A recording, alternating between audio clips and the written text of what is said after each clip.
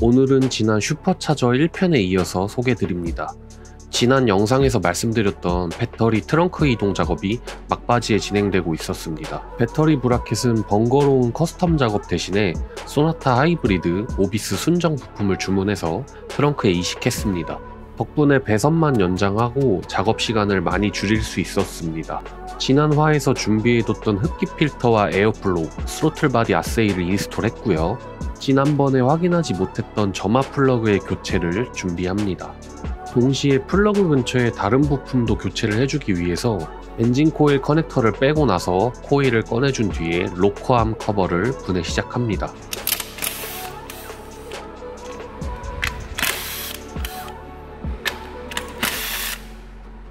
오일 컨트롤 밸브 상단 브라켓부터 차례대로 분해합니다. 커버와 연결되는 호스들도 빼주고요. 걸리적거리는 오일 캐치 탱크와 블로바이오스도 치워둡니다. 굳이 분해하지 않아도 되는 부분은 남겨놓고 로커암 커버를 드러내기 위해 약간 걸리는 부분들은 살짝 제껴서 커버를 드러냅니다. 커버를 열어보니 순정캠이 아닌 하이캠이 들어가 있었습니다. 차주분은 순정으로 돌리지 않고 그대로 인스톨한다고 하시네요. 걱정이지만 흥미롭게 지켜보기로 했습니다. 플러그와 동시에 교체해줄 오일 컨트롤 밸브를 분해합니다. 3.8 엔진의 고질병인 엔진 오일 누유가 그 원인입니다. 커넥터와 그 주변으로 오일 누유가 잘 발생하는 녀석이죠. 모비스에서 주문한 신품을 꺼내서 1:1 교환합니다. 부품 위치를 잘 잡아주고 토크렌치를 이용해서 조여줬습니다.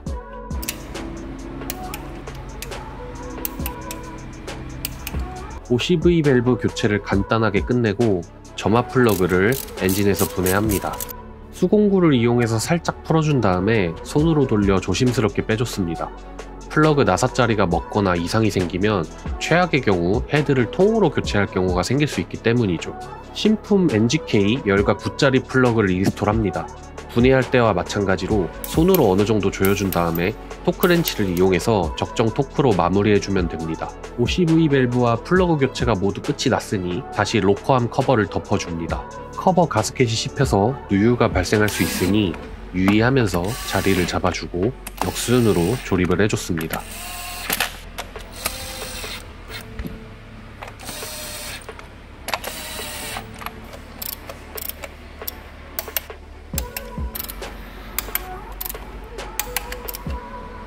코일까지 모두 자리를 잡아서 조립했고요. 커넥터 결합까지 완벽히 끝냈습니다. 빼놨던 호스들을 다시 제자리에 물려줬고 누수가 발생되지 않도록 원래 자리에 마감하고요.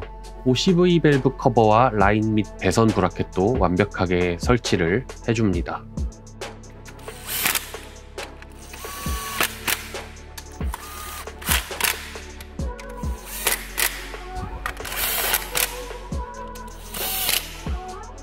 모든 볼트들을 제자리에 조립했습니다. 이제 OCV 밸브 커넥터 주변 누유는 깔끔히 잡히겠고요.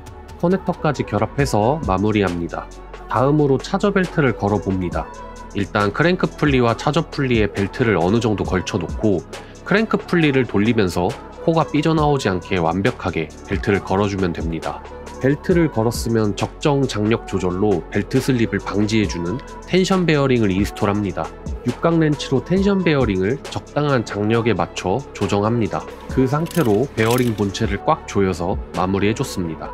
차저 벨트는 벨트 슬립이나 끊어짐이 발생할 수 있으니 항상 꾸준한 관리가 필요하죠. 이제 라디에이터와 팬 조립을 시작합니다. 코어나 근처 부품들이 충격으로 다치지 않도록 조심스럽게 넣어줍니다. 그리고 서포터 조립을 해주면 됩니다.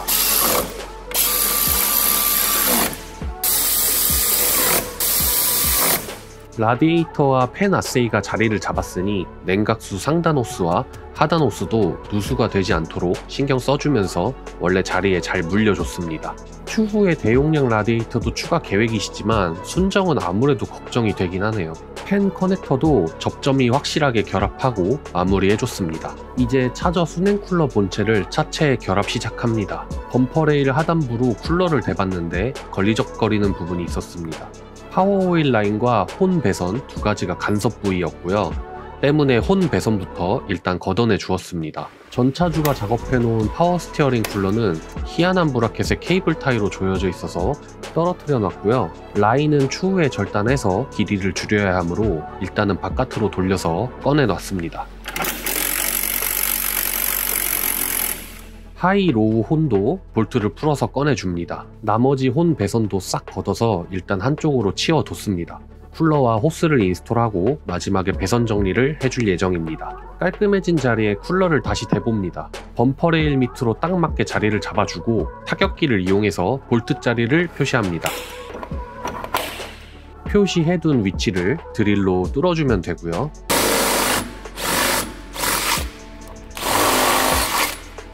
이 자리에 팝너트를 박아줍니다.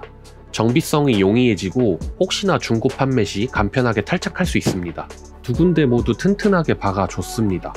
반대편도 동일하게 팝너트를 자리 잡아줬고요. 쿨러를 대보니 오차 없이 잘 들어맞았고요.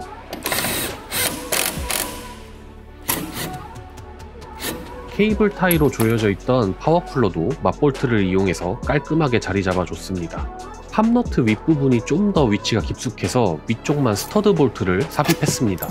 밑부분과 높이를 맞추기 위해서 너트를 하나 더 이용해서 위아래 오차 없이 맞춰줬습니다. 이제 차저 쿨러를 스터드 볼트 기준으로 먼저 위부터 걸어주고 아랫자리에는 볼트를 튼튼하게 고정합니다.